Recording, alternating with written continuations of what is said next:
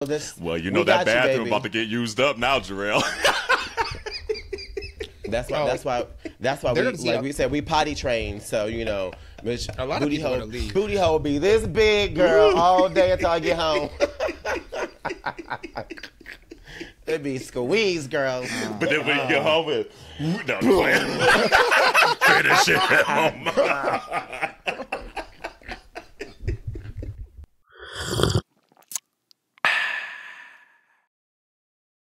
Hey, community. Here's what's brewing today. Apples and ravioli. Y'all on iOS 18 yet? And don't drop the soap, Diddy. Or do. So get your cousin ready for Minority Report. Or do.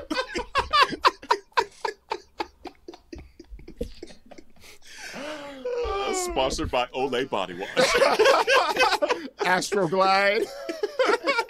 It's by Ivory Soap, because you know they don't get that shit. That's what it is. It's Ivory Soap. No, it's bring your own loop gel. That's what it is.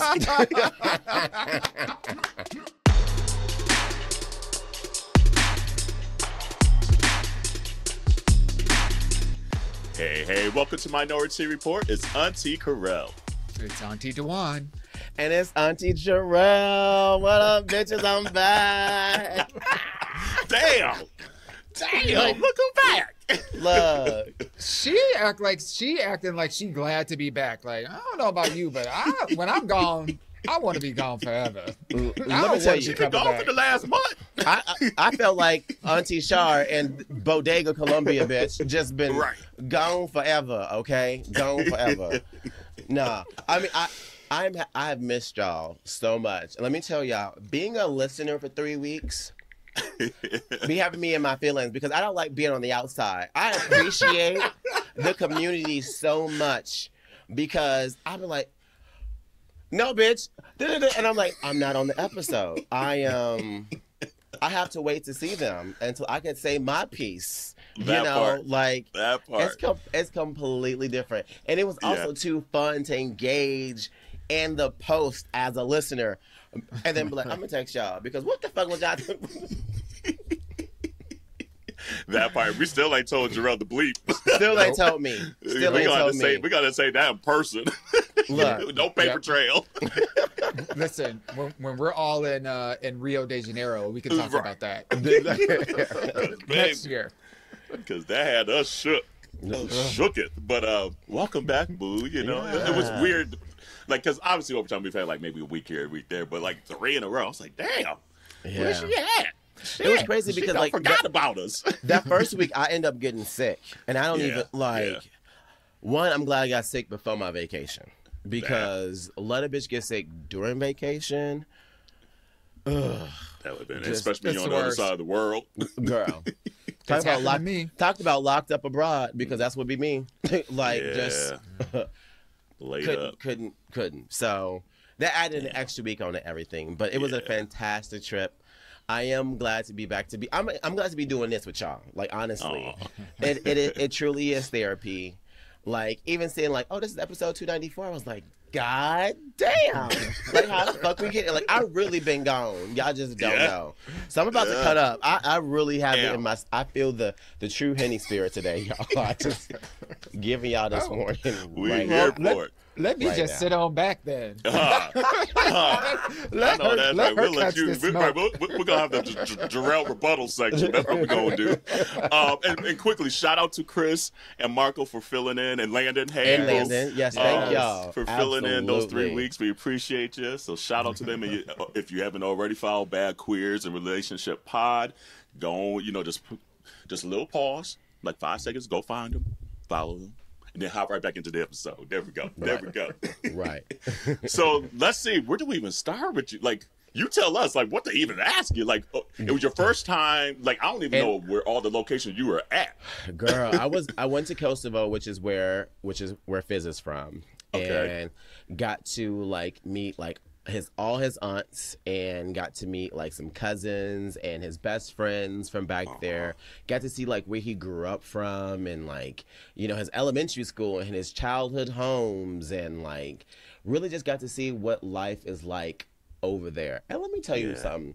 This bitch don't know how to tell a story, because the way he had been telling me about Kosovo, okay, and he had been telling me about his childhood, like, you know, like, because they went through a war, right, with Serbia, and so like he was a refugee. Have you seen my childhood? So he was a refugee for a while, and so like, I mean, he was telling me some stories. I'm like, what you mean you had to poop over a hole in the floor? He's like, yeah, that was the bathroom in my schools, and I was like, okay. So in my mind, I pictured this whole country that's going through it. I said, why that street look like Mini Vegas? Y'all got lights. What you? He said, nigga, that's a Costco. I said, those are whole ass homes and apartment buildings, and what? This ain't the story you was telling me. Like, something ain't adding up. And then, like, the people broke it down. They were just like, in the last, like, 24 years, like, post the war, like, things have changed very, very rapidly. He was like, the cousins was like, we've lived both of those lives. Like, we are now getting up to date with everything else, but then we also went through all that shit back then, too. So my expectations, I was like, okay, this ain't that bad. I can take it out here. She thought she was gonna have to jump out of the plane. She thought she had to go poop in the hole. Girl, let me tell you, I thought I'll have to, you know, the bus wouldn't stop, you know, and you just have to just jump off and just keep on going with it. Bitch, that's how I thought it was gonna be.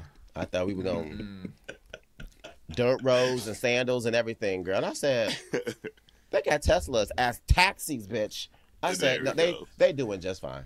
Yeah, they doing. And then we get off the airport right now. And then we get off the airplane, and he goes, "Oh, by the way, I helped build this airport." And I was like, he's like, "You ain't said nothing. You ain't said nothing." He was like, "Oh, I just remembered that right now." I was like, "Nigga, you been here how many times? We've been together for how long? You ain't tell me you didn't build the lone airport in the whole country itself." That. Telling you, the boy don't know how to tell a story, don't know how to paint a picture, although he's an artist. Right. So that was Kosovo. He said, I'll get there eventually. Look, but let me tell you, it is weird going to a country where, you know, there ain't really niggas there. Ain't no black folks there. So, you know, I'm walking and people are like, oh, wow. Like, and I'm talking about, like, we are good, like, 50 feet away, and they are staring in my face like this. As we're getting close to each other. I'm like, oh. You ain't even trying to hide it that you in my face. Yeah. Just straight up in my face. So it was kind of weird at first, but then like everyone was just so welcoming. Everyone was like, you know, do you want a drink? Do you need anything? And da-da-da-da. And I was like, okay, I fucks with y'all. Like this is a good time. It was a good time. And then bitch, we went to Italy. Let me tell you. I got two important stories. I'm gonna keep it very short. One, we flew this airline called Wizz Airs, which is literally the Spirit of Europe. It is the Wizz Spirit airline now? Bitch, it is literally the Spirit Airlines of Europe. Okay? Like we know Ryanair.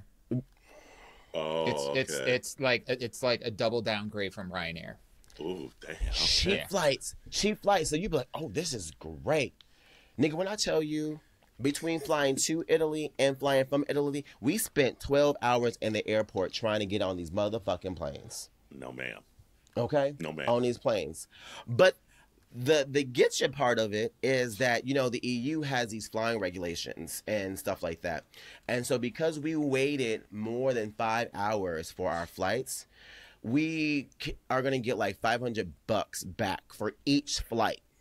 Okay. Because of how long they made us wait. But then that means you still got to go back on the Wizz? No. Oh, okay. No, this is just money back to you. Yeah. Okay. So, you know, so I ain't going to lie, though. We really did flip $100 into $1,000. And I was like, you know. Okay. That's not bad. Okay. It's like I could chill in the airport a little longer. But never again. My nigga, when I tell you never again, ain't no way. See, this is how you know you're getting older and wiser and more mature, because when you super young you don't give a damn. You got 2 nickels to rub together. You will put yourself through. You will walk through the coals of hell to get to where you're trying to go and not complain one bit because you're so excited about what you're doing.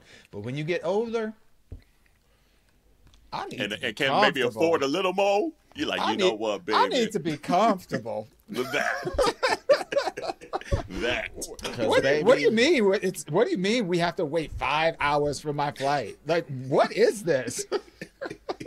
It was not it. That's what it wasn't. I can tell you that much. Come on over to the dark side, baby. What cities in Italy did you go to? So we flew into Rome. Then we drove from Rome to Napoli. And then we drove from there to Catania in Sicily. And then from there we drove to Amalfi Coast. So I saw those pictures. I was like, ooh. It was honestly, I can't believe how light the pasta and pizza is there. When I eat pasta and pizza here, or bread in general as well too, like my body, it'd be like, what's that movie? Nutty Professor. You know how like all of a sudden he goes skinny, he be like bloop bloop, and the loop be all extra big and shit, bitch. Like I get a whiff of a piece of bread, bitch, and that be me. Okay, bitch. Over there, I ate pizza and pasta for lunch and dinner every single day, and I came back and still lost 3 pounds.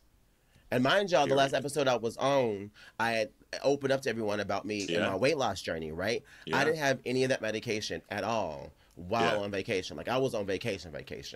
And I was still able to keep it together. Bitch, I ate an apple, and the apple tastes like applesauce. Like, applesauce. Like, it was the smoothest ass apple I have ever had in my life. Let me tell you, I got sensitive gums, okay?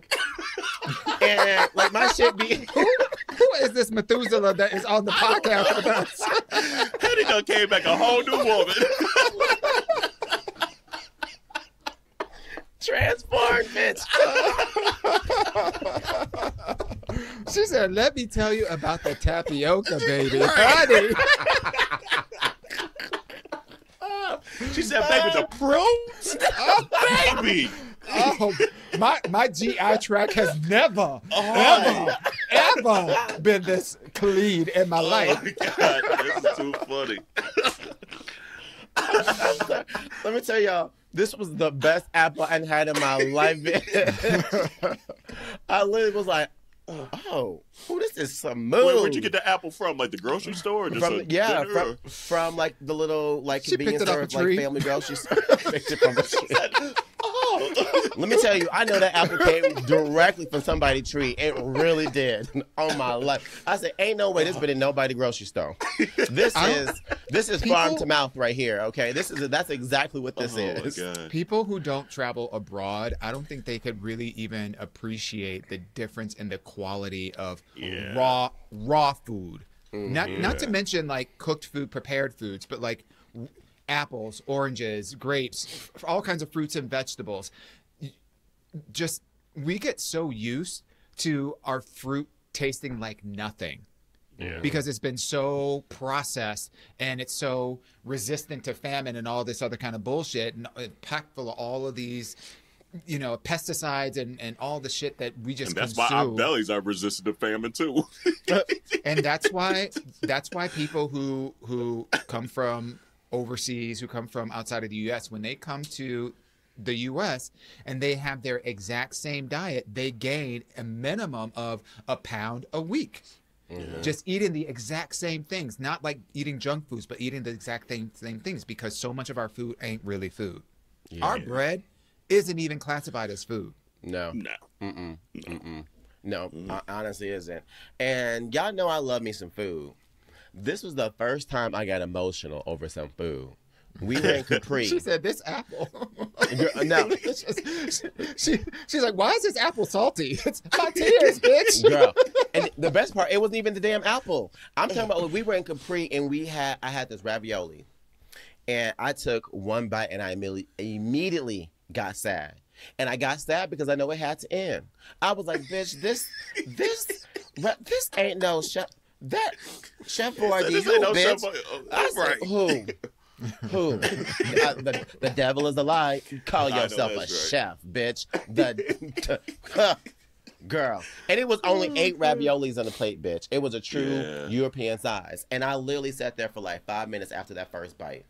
I kid you not. And I just said, damn. And Fitz was like, what's wrong? And I was like, I'm emotional. I don't want this to end. Like, do I order a second plate? Because it was so good. It was just so good. Baby.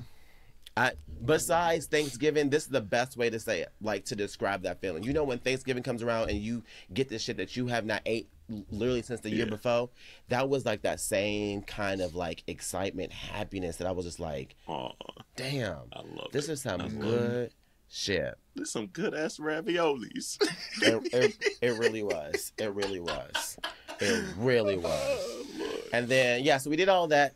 Italy was great. The one thing I would say is the people who have not traveled abroad, learn how to speak things off the menu. I almost killed myself twice. Because I know I got the seafood allergy. Bitch, I ordered food twice, and I thought I said 4 cheese. Clearly, I didn't say 4 cheese, bitch. Because you said 4 C's. Baby, I said, first of all, this is red sauce, and then this on there, I was trying to do Google Translate or something. To make sure I was understanding what I was seeing and reading. I said, this is red sauce, not white sauce. 1. This got vegetables, and what kind of meat is this? Because I asked for 4 cheese. Why I got vegetables and meat? So the man came back and he was like, oh yeah, like it has fish and anchovies, and I said, how do you say die in Italian? Like, I'm allergic.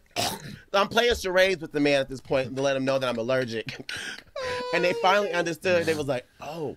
And so we had the American people to the left were like, what was it you were trying to order? And I said it, and they were like, and they translated for me in Italian so I could eat my food without dying. It happened twice. It happened twice. And the second thing I'm going to say, another reason why you need to be able to speak it is at least to understand how people who English is their second language, they read American words differently than how we say them. Yeah. We got into the Airbnb in Sicily, and we were having an issue with the AC. And I was like, I was in WhatsApp talking with the lady because it automatically translates. And I said that the AC went off. I was like, so can you please come to help me fix it? So the lady was like, okay, I'm on my way right now. She gets there and she's like, I have my husband with me. And I was like, Fizz figured out, it's working, like, we're okay. And she was like, so no kaboom? I was like, what do you mean kaboom? And she was like, that's what my husband here, like kaboom. And I was like, no. They were like, can we see the AC? And I was like, okay, like, come on in. And they're like, oh, it's working. And I was like, yes, it's working. They're like, well, you said kaboom. And I was like, I didn't say anything like exploded or blew up. And I was like, oh my God, went off. When I said it went off, they thought blew up. Oh, wow. The way that she was like, I wouldn't even thought about that either. She said, let me call my son real quick, because she called him because they really thought it blew up. So she didn't call like 5 people in the family because they thought got the National Guard. The Italian National Guard down there. The fire department didn't showed up. The fire department didn't showed up outside trying to knock down the door with axes. Oh, girl, damn. I said kaboom. I'm like, all right, so again, learn the language, because although we may be speaking English and it may sound what we may be saying what we understand, it still doesn't always necessarily translate because of how words are positioned in a different language. And when they read it in English, which is in the way of how they speak, you can definitely get lost in translation. So the English language, especially in the United States, is filled with alliteration. It's filled with metaphors. It's filled with so many things that mean other things that actually don't translate. When you say it's raining cats or dogs, they're like, what are you talking about? There are no cats. There are no dogs. This is not Springfield. Where these dogs and cats go? That's where they get their food from. That's where they get their food from, because it's raining cats and dogs. What else I have? And shout out to and by the way, shout out to the Haitian community because they trying to punk you and all this bullshit. Shout out to y'all. Hang in there because they on some bullshit right now. For a second there, I thought you said shout out to the Asian community. I said, damn, don't bring them into this. Oh, no, the Haitian. But because DeJuan, I thought he said the same thing. I'm going to leave that one alone, right? I'm going to leave it alone. I was like, this must be breaking news today. I didn't see this on the list. Haitian. Okay. So when did you go to Italy? Was it last year, DeJuan? Me? Yes. Yeah. Mm-hmm. So he has said that the Italian men were just handsome around that country. Do you confirm or do you deny? Baby, even the motherfucking daddies are fine. Ooh. Even the daddies are fine.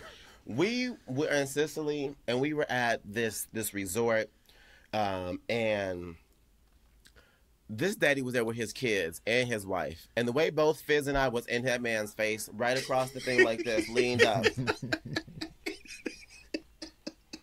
Yeah, you know you fine, and we just looking at you. When I tell you, thighs of a horse, bitch.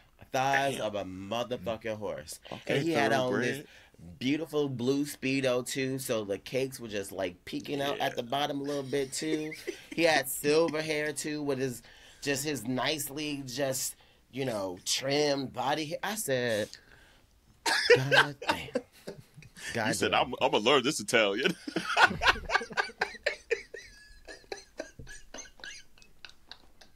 Okay. Ain't not going to get lost in translation here. Nothing. The men, they were fine.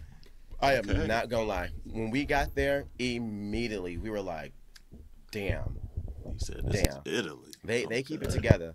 They keep it together. Yeah. I do got to tell you, I got to tell on Fizz, and I told him I was going to tell on him. So, I found out that nigga got a sex playlist. Okay. On like Spotify or something? For himself? It don't matter. We ain't fucking to no sex playlist, so where the fuck this playlist come from? So I told him I was gonna ask y'all. Y'all got a sex playlist? No, I've never had one. Like I can't fuck and have music going because you just know my brain does and music like she like it can't. Like I can't even seriously. I can't. She fucking on beat. She fucking on beat. Oh hell yeah! Like seriously, and then like the offbeat, I get like staccato, legato, and all that shit. She said, "Oh, we can't even grocery shop with music." To this bitch. Seriously, I can't even like grocery shop with music because like I get lost at what I'm doing in the store. Like I'm like, hold on, I'm supposed to get the. I just can't. Like, so it's hard for me. So I wish I could. Because I could be jealous. Be like, yeah, I put this on my little poon tune or whatever people be saying. I'm like, damn, I can't now. So damn, he got him a little side playlist. Side is the key word because these ears ain't heard shit. He said, I didn't even know you knew that song. And let me tell you some of the songs on the list too. Okay, Ooh, because I was like, I had to ask him. I said, do you even know the name of these songs? He had some R. Kelly on there. He didn't even know the name of the songs. He's like, I can sing them. I don't know the names of the song. I don't know who sing them. I said, so he got Candy Shop on there by 50 Cent. He got Grind on Me by Pretty Ricky. He got Oops Oh My by Tweet. Sexual Seduction on there by Snoop Dogg. How Does It Feel by D'Angelo. How Many Licks by Lil' Kim. I said, this ain't for just casual listening, bitch. He says for that Italian daddy y'all saw. Talk about being inspired. I stay out of grown folks' business. Right. I assume both of y'all made it back to Seattle, so yeah. So it must be all right for now. But because like in that Ask Your Aunties we talked about a few months ago, you make sure you be the one with the fucking tickets, okay? And I was. Wait, how you find the playlist? Because he was playing it while we were driving. Oh, see, he was letting you in. No, I'm supposed to be letting him in, bitch. That's how this works. Oh, you're right.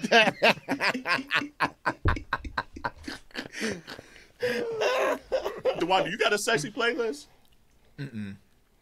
I will play music though. because like we talked about last week. Yeah. She's quiet as a church mouse. So. You need some vocals that make up for the lack of vocals. We need some other ambiance because we are not creating it.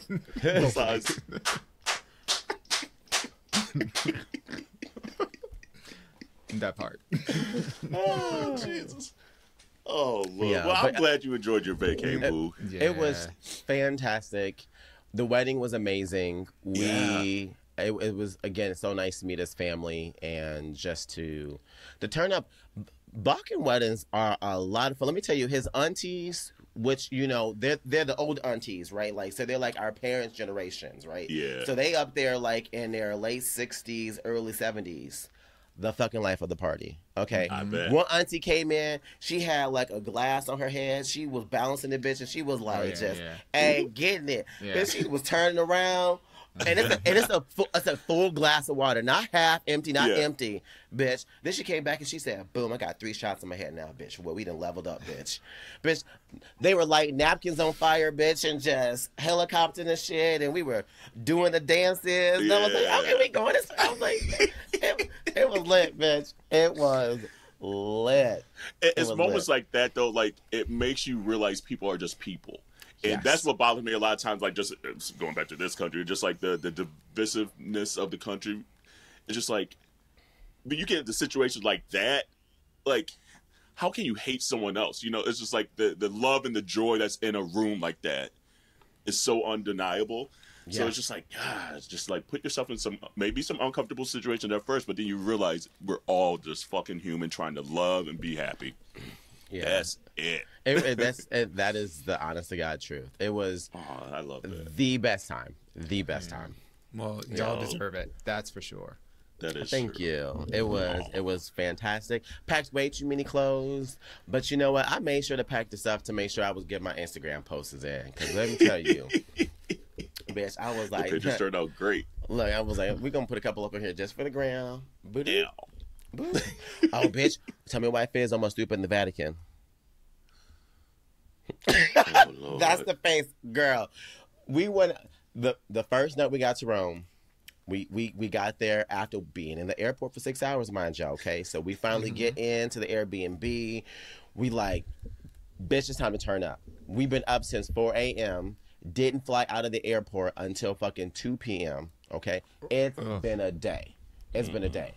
So we go out. Italy really don't have gay bars. They have like cafes. So people go and like, you know, sit outside and drink and stuff like that. So you're not really going into like turn up places. But we find are they like gay specific cafes or just regular cafes that like everybody's sitting at? Rome was the only city that we went to that had a specific gay one. Got it. Napoli didn't have one. Sicily didn't have one. They were gay friendly. But other than that, not actual gay like cafe specifically. So we went to the one and they just happened to have this drag queen that was performing there. She did the bare minimum. But we took the shot called the grinder. And we were like, you know what? Let's go ahead and take this grinder shot. We don't know what the fuck was in it. You know, the grinder notification goes doo-doo-doo. The way our body said, doo-doo-doo, like, it woke us the fuck up, bitch. We were like, we were alert. We were alerted, okay, bitch? We were definitely notified that a bitch is on vacation. So we turned up, and we were supposed to be at the Vatican the next day at 8 a.m. Bitch, we ended up being those people who were stumbling around Rome at 3 a.m. looking for McDonald's because we needed something to eat. 8 a.m. 8 a.m. He said that cafe was lit. Girl, the way they called us at 7:40, like, where are you at? Your tour guide is waiting for you. Oh shit. We are like 2 blocks away. And I looked at Fizz, I was like, I don't think we're gonna be able to make it. Luckily we did stay 5 blocks away. And Fizz was like, if we can make this, like, I would really try to. And I was like, bitch, I'm only going because of you. I don't give a fuck about this. I'm like, I'm good. We make it.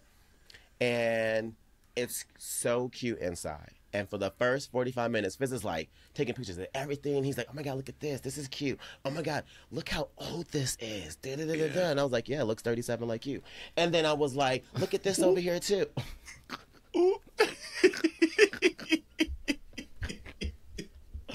The hemisphere was in the Vatican. Girl, look.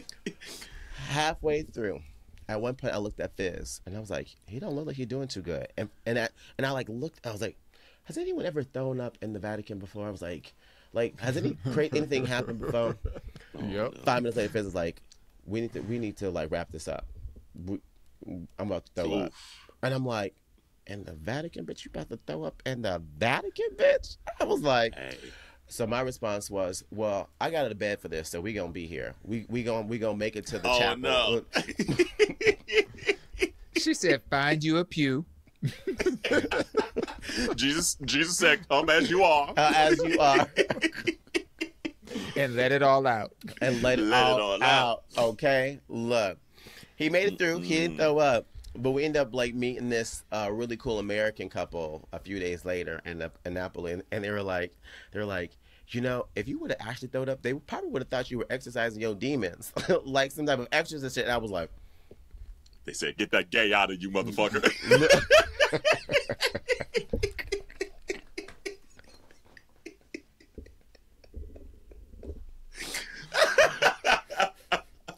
Oh, no, let me quit. Look, it went in your mouth and it's going to come out your mouth, okay? Look. Ooh, that.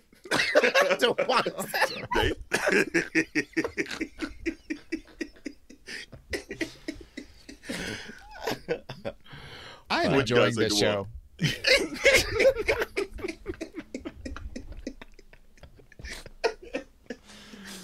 Oh, Lord. People don't. I don't Would you think go people back to really, Italy, though? Like, oh, go ahead, Dwan. I don't think people really understand, like, going out of the country is a whole adventure. It doesn't matter. It doesn't matter, like, you know, really where you're going.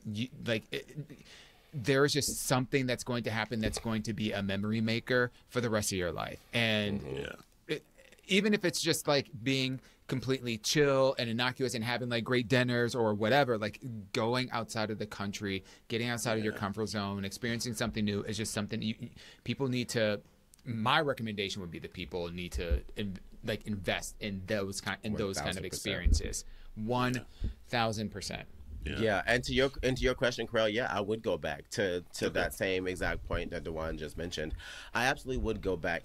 I would go back just for Capri and Amalfi Coast. Rome is just so fucking busy. It is a very touristy place. There's a lot going on in Rome. I enjoyed Rome, but it's dirty. Napoli is dirty, girl. That was like, I said, what is this? A white refrigerator, girl. You're home. I was like, what is this? And then, like, as we kind of walked around a little bit more, I kind of started to find like the charm to it. Like, they really kind of turn it into more of an experience than it is more of like a visual, like appealing type touristy thing, which you get more of from Rome. Like in Rome, there's a lot more visuals of, you know, centuries of, you know, of shit that's been around forever. And so you get to kind of go around and you have specific things to go and see. Napoli doesn't have that. You're going around and you're being part of the culture. The community, Yes, absolutely. So I wouldn't want to go to those two just because those aren't two things I'm looking for when I'm on a vacation. I like more going to the beaches and markets around beaches, like the small, like little community markets, not the whole city's a market, not busy. Everything's a touristy thing like that. I like to just relax, be a part of it, and that's it. So that's why I said those two. I would go back. I don't have to see Rome again. And that picture of you guys in Rome, though, you and Shayna, was cute. I know, it was so good. Let me tell y'all. Super cute. When I reached out to Shayna, because I was like, again, I was going to be gone. I was going to ask both of them to host while I was gone. And Shayna was like, oh, I'll be in Europe too. And I was like, okay, cool. Yeah, I'm going to be there for this time. She's like, where are you going? I was like, oh, I'm going to Italy. She was like, nigga, what? Respond later was, nigga, what? Nigga, what? Nigga, who? And I said, I'm going to Rome. She was like, shut the fuck. I was like, bitch, don't make me throw this phone. When are you going to Rome? Because I'm going to be there on this day to this day. She was like, I get in on the thought. I said, bitch, we going to see each other. Say less. Say less. It's a wrap. It is a wrap. Love it. Yeah. Love so it. we got to catch up with them for about an hour before we had our dinner plans. Because we left the next day. So we were kind of like, we were leaving out of Rome as they were getting into Rome. So it was cool. It was just like, damn, like, can't go nowhere apparently and still like running into people. You know, I love them. I love them so much. We've seen them between the three of us this year. Like, I love it. I love it. Yeah. Literally. Like, talk about family. Like, absolutely. Yeah. Absolutely. Yeah. So well, community, I know you probably like, well, damn, they still talking about it. Yes, ho, we ain't seen each other and talked to each other in a minute. Look, so we catching up. And Auntie Henny said, book your ass a ticket and go. That. Treat yourself. Yeah, save them coins up. Because we know not everyone can maybe afford it as much as they want to afford it, but, you know, there's, like DeJuan was saying, there's just experiences that, hey, it's worth the investment. It's worth the time of saving up and things like that, and maybe sacrificing to kind of just see different cultures and different parts of the world, you know, to get out of our own bubble. And even if you can't make it over there, getting outside your own city, getting outside your own state and things like that within the U.S., it's worthwhile seeing just different cultures because, again, you see the humanity in folks when you do that. Okay. We thought we were about to get a look. I thought we were about to get an Auntie Shar moment for a second. Where she was Nope. Look. No, this is I didn't said enough for the last couple of weeks. Let's see. Before we, I guess, get into some of the different topics here. Again, voting, making sure you're registered to vote. We've told the story a couple times now, or maybe just once, where Auntie Tequila just happened to go double check her registration, like we've been preaching on here, and found out she was one of the millions that was purged down in Texas. So we're getting super close to like a lot of cutoff times and things like that. So do the due diligence to check. Vote.gov has great resources out there, especially like Vote.gov/guide-to-voting. Just go to Vote.gov. Of just saying, okay, like, because we know just a lot of the trans community, you might have different gender markings on your license and things like that, and you know they're trying to just be crazy about who can and can't vote and all this stuff. So just do your research, because there's been so many new laws that have come to pass that you think you were good last time or 2 years ago or earlier this year, that they're passing these laws to make it even tougher for you to vote. So just do the due diligence to make sure you are registered to vote. Don't get caught by surprise where you know you get up there the day of, or you're trying to mail in your ballot or something, and you come into these hardships. We're telling you now, it's September. Look, and they're not gonna email your ass. They're not gonna text your ass. They're not gonna call your ass to let you know that you were removed. They doing it sneaky. They do it because that's the only way that they can win. So like it sounds repetitive. It sounds like, but you would be surprised at how many people fall for scams on a daily basis, people. Like, that wouldn't be people's side hustles if people weren't so gullible. If people weren't so lazy to just take a few seconds just to dot your I's and cross your T's to make sure that you good. It happens. It happens. And don't let it happen to you. Because that's how they win. Because I've been checking mine weekly. I'm like, y'all ain't gonna get me out here in Pennsylvania. My vote counting in this swing state. Look. Well, and even if you live in a predominantly, let's say, Democratic area, let's just call a spade a spade. Don't assume, just don't assume that you can just show up on the day of and like, oh yeah, I'm good. Like, just go out and just double check to make sure. You're on the internet. You're on your phone anyway. Look, that part. Do something good with your phone. Just do it right now. Right. Do it right now. Push pause. Push pause. Go to Vote.gov. Figure your shit out. When you know you good, then come back to Minoritea Report and say, got you, boo. Got you, boo. Now, that part. And one major thing that we need to consider in our voting, the way we vote this year, is literally today, the Senate Republicans blocked the IVF bill as Democrats elevate issue ahead of the elections, the headline here. And this is the third time in like recent months that the Republicans have turned down this bill. They know they have the majority. And actually, you got to get 60 votes to advance the bill, but it failed today, 51-44. So again, women and your reproductive rights and the autonomy to your own body, this is on the ballot, because they are coming for your body, making sure you can't do nothing to what you need to do for your free will, your body.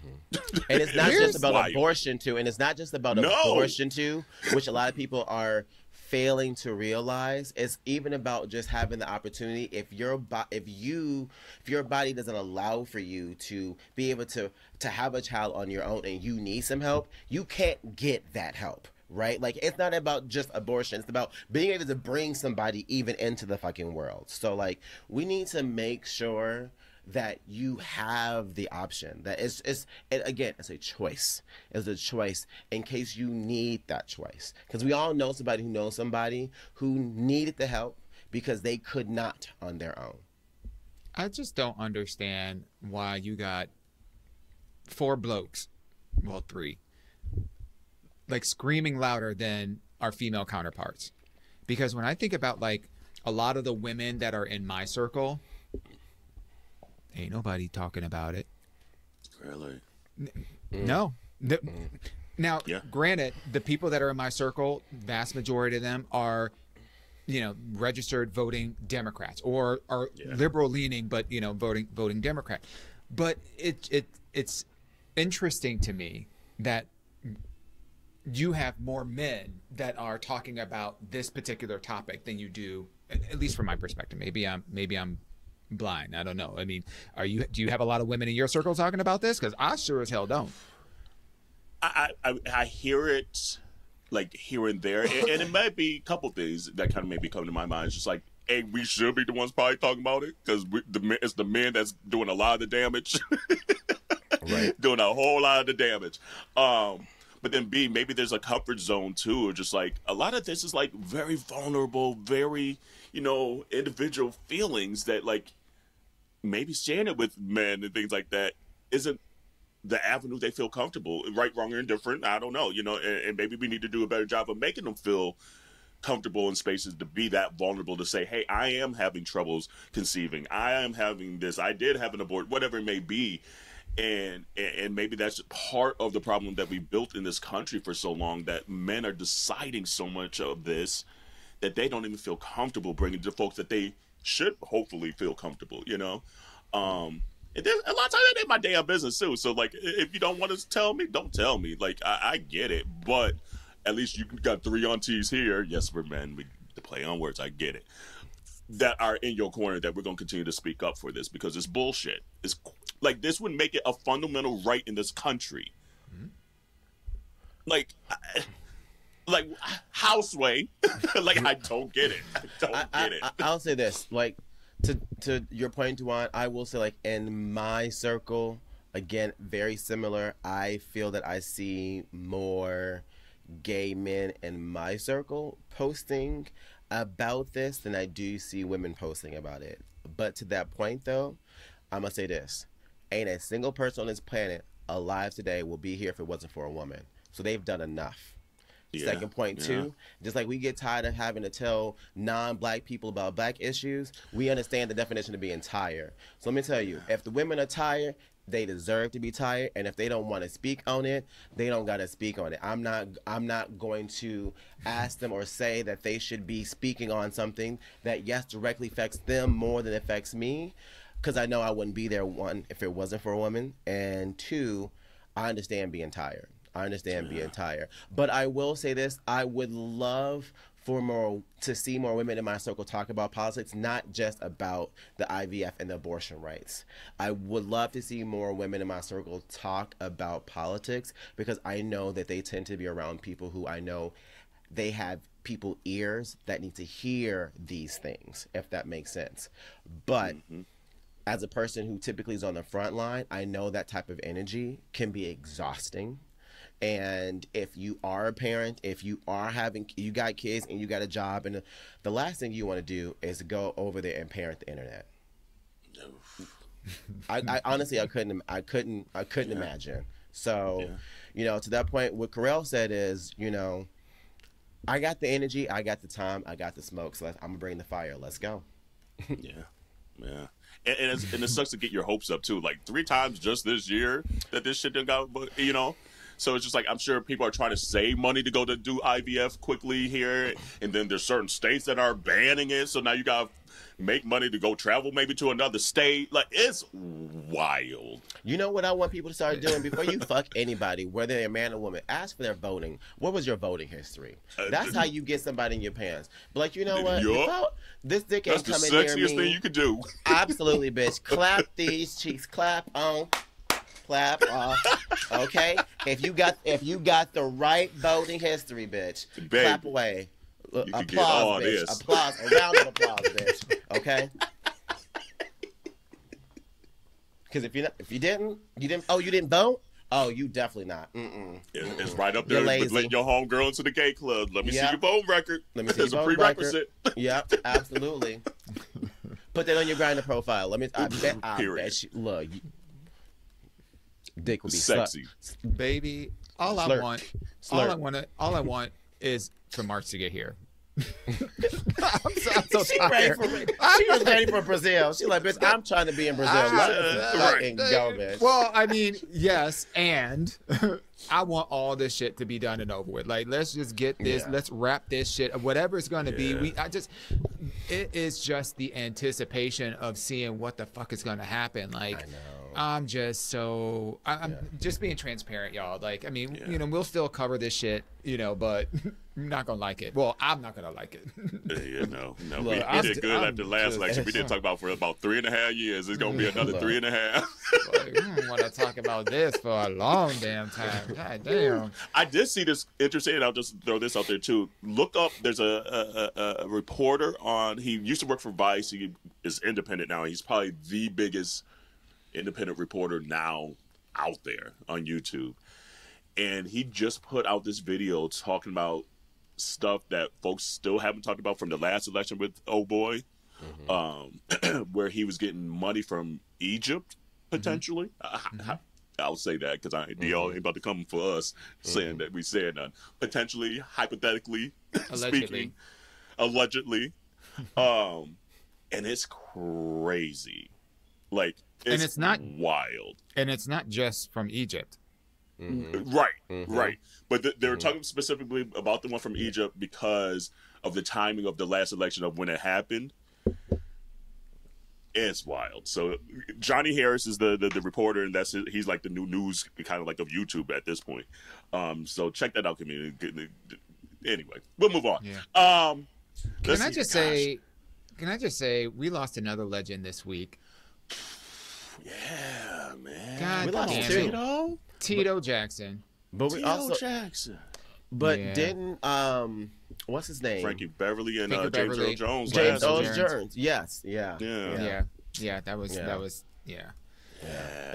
And it sounds like the Tito one was like sudden. Like it sounded like they had concerts coming up and stuff that they were all doing. So like they haven't really said what happened or anything like that at the time of recording. But yeah, man. Yeah.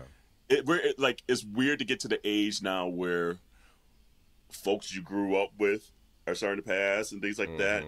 And obviously he's older than us, but like our parents' generation, stuff like that, it's weird. Yeah. Life is just weird. Life is a weird thing. So shout out to the Jackson family, man. Yeah. Let's see here. Shout out also to Asia Wilson.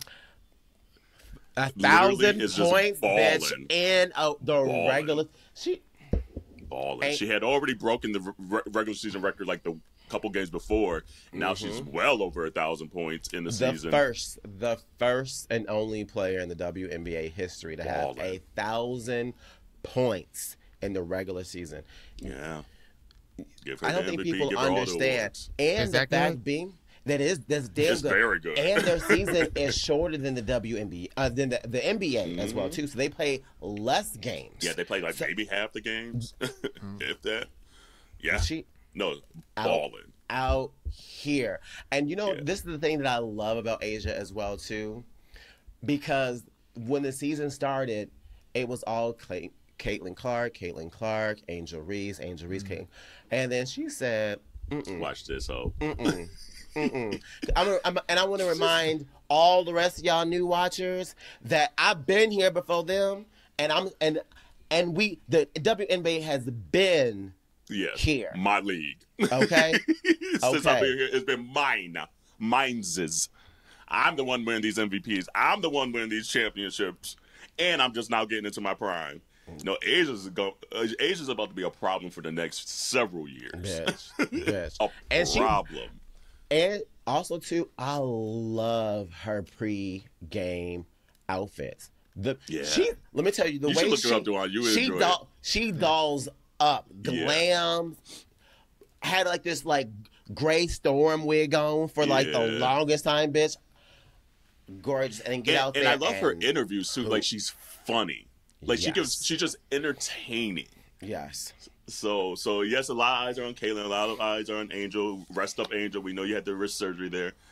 But if y'all don't know Asia, I don't know. A, you must not be watching the WNBA. But then B, you are missing out on just a baller. Oh, she's serving looks. Entertaining baller. Say it again. She's serving looks. Right? Oh, Isn't she? Baby. Aww. Look at this like Aaliyah throwback. Look. All season. With the Hilfiger crop top and the Hilfiger jeans with the she looked like a grown ass Barbie doll, like going into the matches, like, and then we get out there and ball, just fucking ball, balling, like balling. Hey, community. A lot of you have asked how you can support Minoritea Report outside of the sharing and downloading and subscribing and leaving reviews, but you can also buy merch. Come on, baby. I know that's right. And we have a whole lot of options, from clothing to pillows to tumblers and bags. And we continue to update all of our stuff with new styles, new colors, and new products. Jerrell, where can they get all that stuff at? Well, they can get all that and then some at MinoriteaReport.com. They can find all the goodies, find out additional information about your aunties. And we also want to make sure that you share and tag us when you do buy merch, all right? So let us know if it's a hoodie, it's a tee, a long shirt, a towel, because we know you need those. But let us know. Absolutely. And remember to wash your hands, your legs, and your ass. Did y'all watch the Emmy Awards? No. A little bit. I watched a little bit. Yeah. It was actually kind of entertaining this year to me. Like, I think Dan Levy and his dad, Eugene, crushed. It's just the slapstick comedy that you need for something like that. Yes. And they're good at that. They're really good at that. Very good. Yeah. And obviously, given that their family, they riff off of each other really well. So that's fun. Their timing is impeccable. And then even the writing this year of just the entire show was very, very good. So I was like, okay. And I said I was going to remember his name, the producer of the show. Oh, I'm using my phone. By the way, this is the first time I'm using my phone as the wireless webcam today. Oh, really?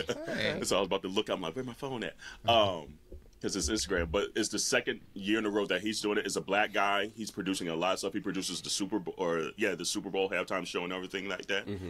His crew is phenomenal. So shout out to him. I think it's I want to give him the right. Let's see, producer. James or Jesse Collins. There we go. Jesse Collins. Shout out to him, black man. Oh yeah, he was the one that had just said too that Jay-Z makes the decisions for the halftime show. Yeah, he don't do Jay under the bus. I wouldn't say he didn't do. The truth is, we all knew that though. The truth is, 1,000. we all knew that because we talked about it. Once Jay-Z was in charge of it, we knew who was making the decisions. Like 1,000%. So I thought it was good. I want to watch that show, Shogun. Same. Everyone's been talking about Shogun is one of the best shows. Honestly, FX, their programming is phenomenal. They come out with hits after hits after hits after hits after hits. And Shogun, I was literally just talking with some folks as part of our Pan-Asian employee resource group, literally about this because they won awards and whatnot. I remember I watched that entire season in 2 nights. In 2 nights. And I mean, I burned through some TV, but yeah, true. So, but we co-signed that so fast. But what's so fascinating is that you always hear about colonialism. You always hear about, white people coming into a place and blah, blah, blah, blah, blah. And I remember growing up and hearing about Japanese and watching like ninja movies and all this kind of gobbledygook. And you hear about people sacrificing themselves without, because they don't have honor and whatnot. And I never really understood what the whole honor thing meant. And when you lose honor, it's not only you that's impacted, your whole family. Your whole family is impacted. So it's like the weight of the responsibility of some fucked up shit that you did, you know, can impact every single one of your family, meaning they can't eat, they can't socialize. Girl, I didn't watch Mulan. I don't watch that bullshit. I saw The Little Mermaid, and that was it for me. He said, I'm done. After she came out of the water like this, I said, baby. He said, I don't need to see shit else.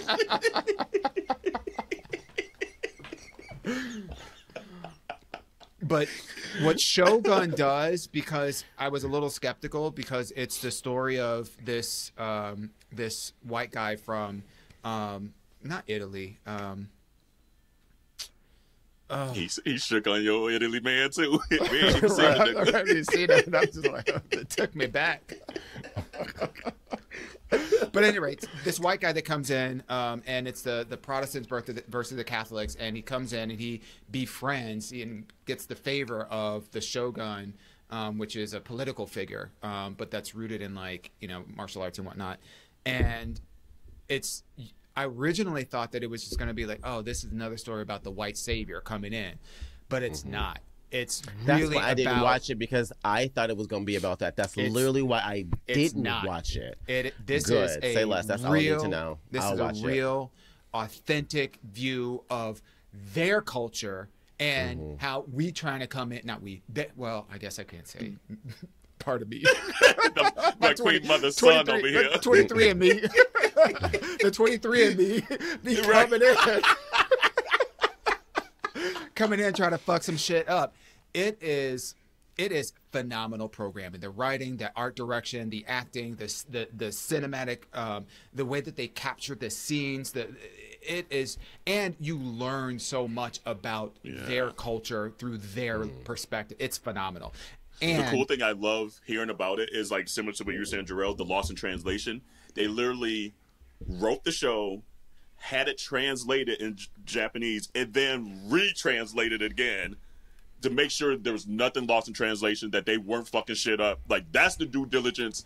If you are white folks, I'm talking about want to be allies, doing that extra step and that extra work to make sure you ain't fucking up history again. Like, that's what I like to hear. So that's why I want to watch it now, because it's only one season. Diligence. It's only one season because, you know, there's been a whole pandemic and all this shit. But it's one season. I've watched it 3 times already, and I'm going to watch it again because they're filming now. They started filming in May for season 2, and they're greenlit for season 3 already. So they'll be able to actually tell more. Extend out the storylines to make them even more rich and engaging. You are not going to be disappointed, I'm telling you. Because I forget the gentleman's name that won the Emmy, but, like, I guess he's just like royalty in Hong Kong and all that. And so it's cool to see folks that are just well known outside the U.S. Get their, you know, their flowers here. And Anne, she is so gorgeous. The lead actress, she is stunning. Look, oh baby, my Lord, that dress she had on, I was like, oh. y'all need to watch this show, because the looks that she turns, and the way her character shows up throughout the entire. Ooh, one of the best TV shows. I'll talk about a show like this in a minute. And it's funny because, like, I've been a fan of both of those actors, because I like to watch a lot of martial arts movies, and I actually watch a lot of Japanese, Korean, and Chinese movies. And I will watch them in subtitles, like I just, because my uncle put me on that when I was a kid. So even from the 90s, I just grew up watching a lot of martial art movies. Again, I'm a fighter after all.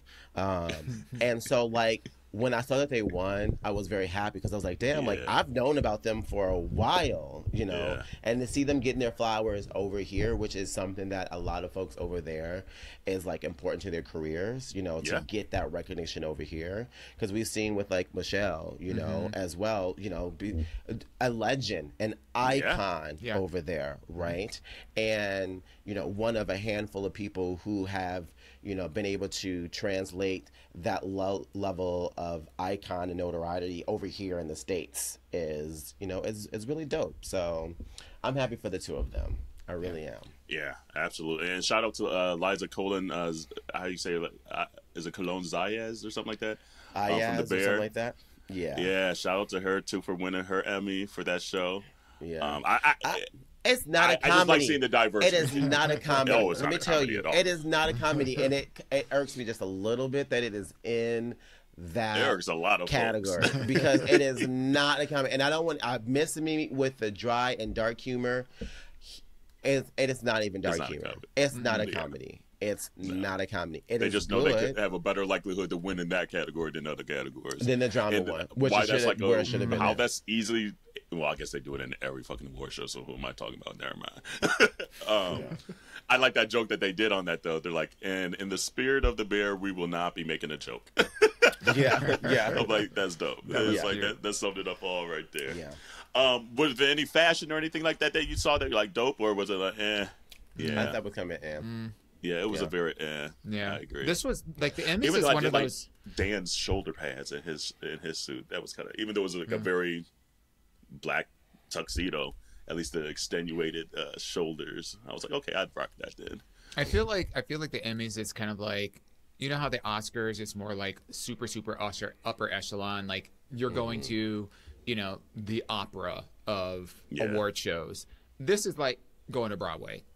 Like I mean, that's not a read. It's just like Broadway, like today or Broadway at least in like the 70s. Then what's the Tonys, girl? Because this is Broadway, girl. Tonys is the high school play. Honey, okay, look, that's what it is, girl. If That's we're talking about caliber play. of outfits, honey. There wasn't a listen. People don't like, in my opinion, people don't really look at the Emmys as like as an occasion to really like show out in their fashion, savviness. In my opinion, a lot of like basic ass black tuxedos. And Shirley Ralph looked great in that Versace. Oh yeah, that custom Versace. Like even though it was it was like a black dress, she's just stunning. Yeah. She's still. Go ahead, Shirley. Have y'all updated your phones to iOS 18 yet? No, I'm doing it this weekend. I did. I'm doing it this weekend. And I'm thinking about updating my phone. I'm thinking about updating my phone, actually. I did today. Yeah. Or wait, yesterday. Yeah. Yeah. I like it. You got it? No, like my phone's coming, but the actual operating system released yesterday. Yeah. As of the recording yesterday. Obviously it'll be out by a week by the time this episode comes out. But like, I mean, a lot of the new features of this, I mean, there's a lot of just little stuff, obviously. The big stuff that I want will be when I get the new phone and when they finally release Apple Intelligence, which is going to be, I think they said like October, November. Yeah. But there's just a little nuances, that kind of makes your phone feel like a little fresher and things like that. I like the dark mode. I like the larger icons that you could do as well. That's kind of cute. But a lot of stuff like in the messengers and stuff, I'm not going to be using bold and italicized and rumbling and stuff like that in my text messages. Like nigga, we barely type correct words. Like, who's going to be formatting their goddamn text messages to people? I ain't going to be doing what is this? So there's little nuances that are cute, but I feel like this was just another refinement year. And honestly, it gets harder and harder to wow you. There's just so much shit that you don't even utilize on your phone already. That like they just keep adding stuff. Just thinking about that, I was like, there is so much shit that I could probably do on my phone that I just do not do at all. At all. Yeah, I think honestly the biggest thing that I'm excited about is like the AI integration and the Siri update. Like the fact that, literally, Siri will really be able to interpret and synthesize from how you ask questions. You don't have to ask questions in kind of like this roboticized kind of way or very simplified kind of way in order to get stuff done. And today you ask Siri, and still gotta talk white though. Well, you're right about that. We ain't gonna know the black slang. Because let me be like, hey, Siri, nigga, what's the weather like today? Did you say nigga? It's gonna ask me a question. Can you use it in a sentence? Right. Like. The thing is, like, for this update, you still have to have an iPhone 15 or 16. Like, it's not even going to be the older phones, quote-unquote, older phones. So it's just like, Siri been around since 2011. Ain't still been able to do shit. So we'll see if she can do something in 2024 with the new phone. I don't know. The jury's still out. I hope that Apple's complacency with innovation is creating the appetite for some emerging technology to come in and just disrupt, like completely disrupt the whole kind of time. Like, because there's no incentive really for Apple to do anything other than, you know, these little minor tweaks and twonks. Honestly, and I really don't know. And I also don't know why they doing this every single fucking year though. Like, I wouldn't want to be on that team. Like the amount of pressure. I'm sure Apple employees feel to hit these deadlines every fucking year. Nah, homie. I met a gentleman last year in PV, and his husband was on the Apple team. And we went in what last year? I forget what time frame. I think we went in June. So it was ramping up for like the WWDC and all that stuff. And so he was down there without his husband because he's like, they like have like these blacklisted days where they can't go anywhere because they're meeting these crazy ass deadlines year in and year out. Yeah. So I mean, I'm sure the pay is great. I'm sure the benefits are amazing. They're great. If you have Apple on your resume, I mean, you can work anywhere. However, at what cost? Right. At what cost and at what lack of flexibility in your life? And I mean, like, maybe that's the dream job and you get the joy and that's the joy you want out of your life. Cool. Yeah, because some people like a little pressure. At this point in my life, I gotta go to Italy and see them Italian menses. Okay, look. What you mean I can't go? Ain't we working remote? Don't we got Apple everything? Like, ain't Apple in every country? Like, well, not everybody working remote nowadays, or at least starting next year. So, ooh, damn. Yeah. You know, and all I got to say is, you know, all of the companies better start looking at you because you know they birds of a feather. You know it's just gonna be a matter of time. It's a matter of time. I got loud. That was like you really did. My I just don't get it. I don't get it. Like, especially for tech companies, you make life easier as tech companies. Pause for a second. So what we're talking about, folks, we talked about this before the podcast started. Yeah. That's true. I wasn't about to say no names. I didn't want no. It's out there in the ether. It ain't like we spilling the beans, goddammit. So Apple, y'all can say it. I can say it. I'll say it. Y'all say it. I'll say it because I saw this shit on LinkedIn. So it literally ain't like this is no secret, right? So Amazon CEO came out basically by the time this aired last week, and said to their employees that by H1 of next year, the expectation is for everybody at a minimum in their headquarters, which is, you know, over there in your world, Seattle. Mm-hmm. Everyone is expected to come into the office 5 days a week. So that's what's happening. I don't get why tech companies make technology so good for your ass to have to be in an office 5 days a week. It is so counterintuitive to what your technology is saying to provide us in life, to make it more efficient, to make us more close, et cetera, et cetera. So it's negating your whole marketing game plan in my eyes. Mm-hmm. Well, like I don't, and I get why they're doing it. The real estate is costly. I get it. They just don't want to say that shit. Yeah. To me, say that shit to me. I understand that then. And then I'm just going to have to decide if I want to stay or want to go. It's that simple at that. You know, It's not that simple, but it's that simple. But don't come to me saying, oh, it's going to make us more efficient. And no, literally everything we built is supposed to be doing that. And that's what we're selling. And now we got to be sitting here next to Judy filing her nails all day? No. No. It makes zero sense. But anyway, well, I can't speak on much. I can't say much. Yeah, you sure can. Don't say shit, girl. I sure can. The only thing that I'm gonna say is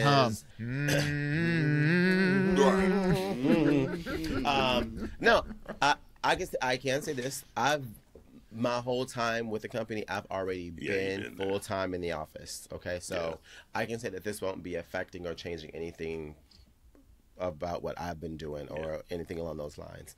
And I also can say that I am at least excited to just see more people in the office. I'm excited to not be the only person to have. She said, if I gotta suffer, nigga, I want to see y'all suffering too. Goddamn, all y'all hoes suffering. You ain't gotta say it. Don't say nothing, girl. That's not what Henny said. That's not what she said. That's what I said. We said it. I'm pontificating.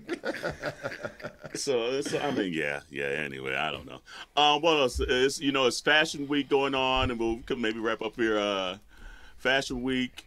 Oh, there was something else I was gonna say outside of that. Anyway, Speaking of, go ahead. I was gonna say it's a Fashion Week, so you go ahead. Yeah, with Law Roach versus Rihanna and Naomi Campbell, or Naomi and Law versus Rihanna. Supposedly. So what's the real allegedly. tea? So why do they have an issue with each other? Is the question. Like, I guess Naomi and Rihanna have always had like beef, some Okay. beef. Okay. But I guess it might be some impossible, but or beyond. Yeah. That part, right? You right on that. And Naomi, if she don't like you, she don't like you. So it might be a lot of that too. It just might be a lot of that. But I guess the latest rift is when Rihanna was at the same show as them, came in late and had like her little dress on, had her boobies all out, and walked past Naomi and Law and gave, I forget his name, he used to be the editor-in-chief at Vogue in the UK, black gentleman, gave him a hug, but kind of like didn't say shit to Law and Naomi, they were right there. So then fast forward a few days later, Law and Naomi from that same day have recorded a video about being very mindful, very cutesy. We don't have our boobs all out in the shows and da-da-da-da-da. The only thing we done seen the last few days was Rihanna with her boobs out at the same show that she didn't talk to y'all about.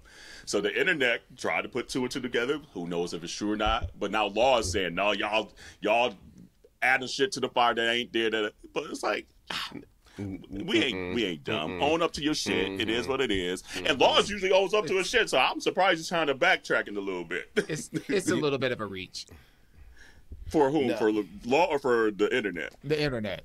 But Oh, really? You think it's more of a reach? I honestly, I think it's a little bit of a reach too, because when you see the video of when she walks in, she sees them like she knows she late, so she looked like she was trying to go somewhere, like You're right. almost like she Yeah. was walking down a catwalk for a second, like she was going a direction, and she just happened to like see him and then do this and then like go like this. It didn't look like she looked at them and continued about their way or anything like that. So it does seem a little bit of a reach.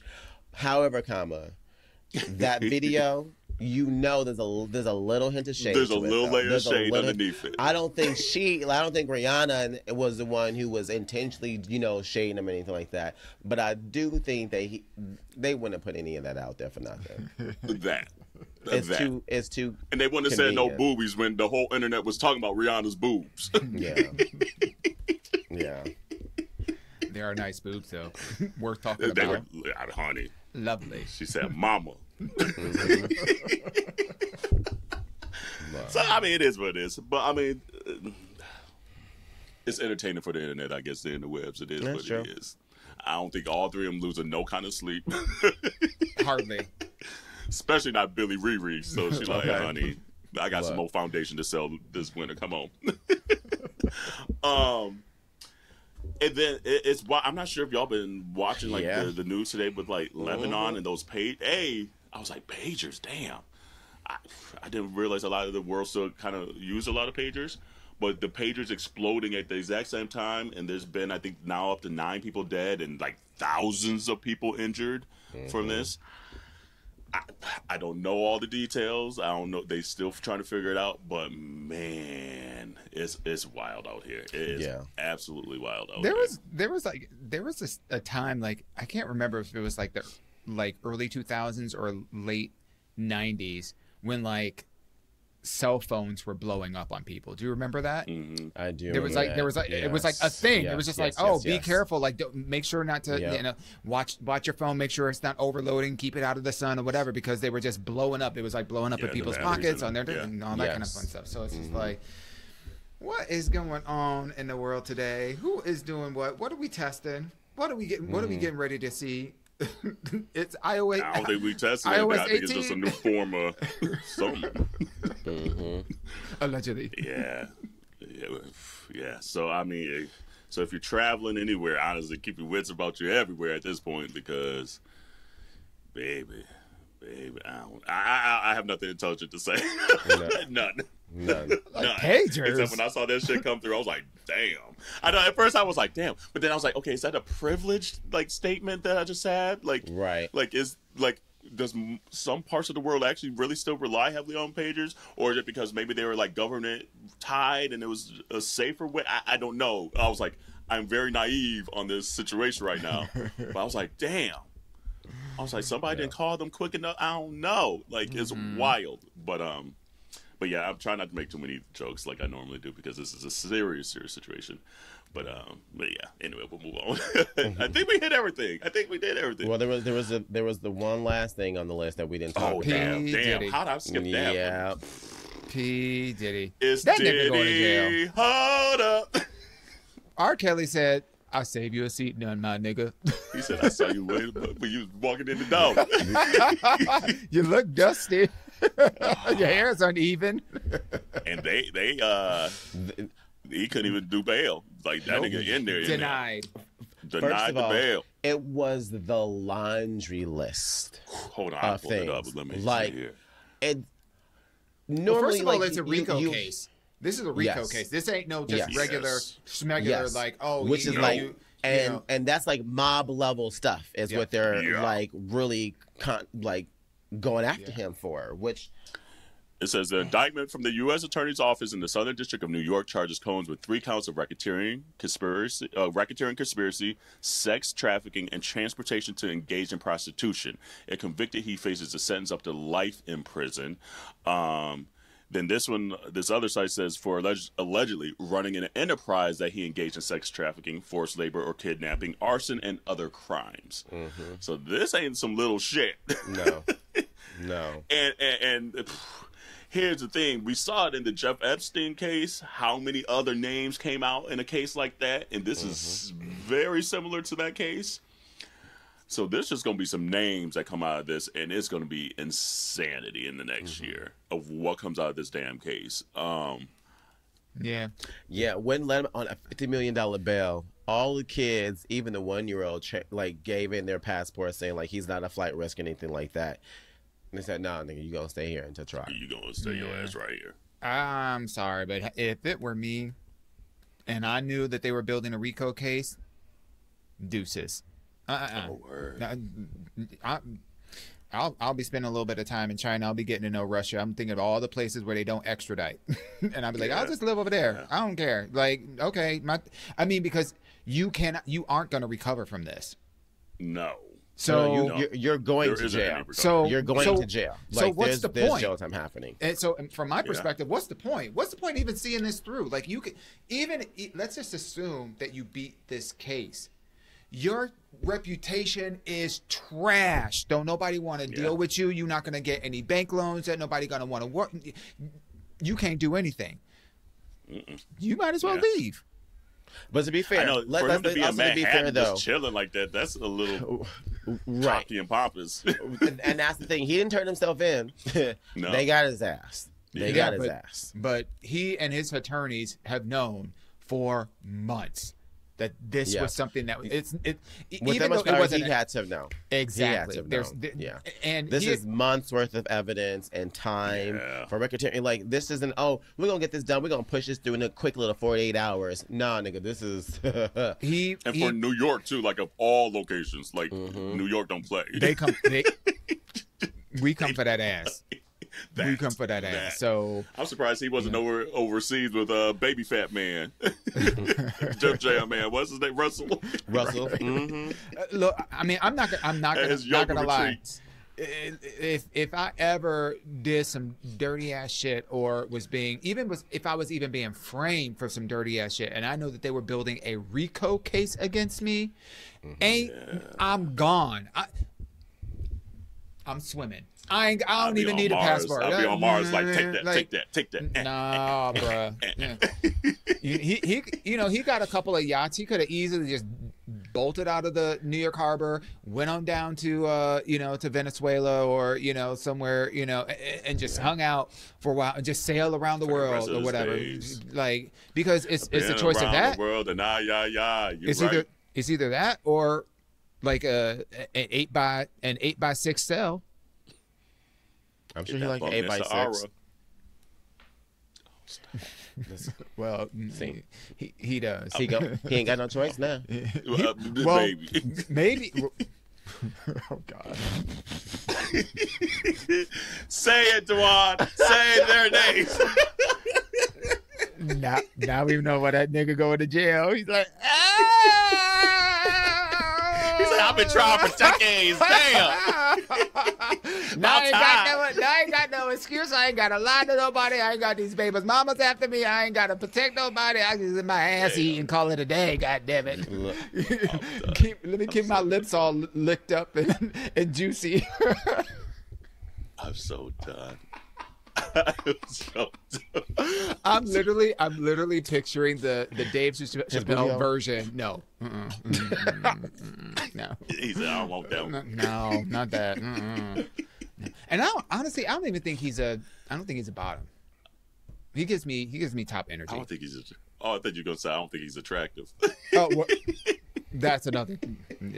That too. But he going to jail. No, he going to jail. No, he done. Damn. Question. Damn. Yeah. Tell me what you think about this. Have you listened to any of R. Kelly's music since he's been in jail? Nope. Only when I'm in like a random Uber, it'll come on every once in a while.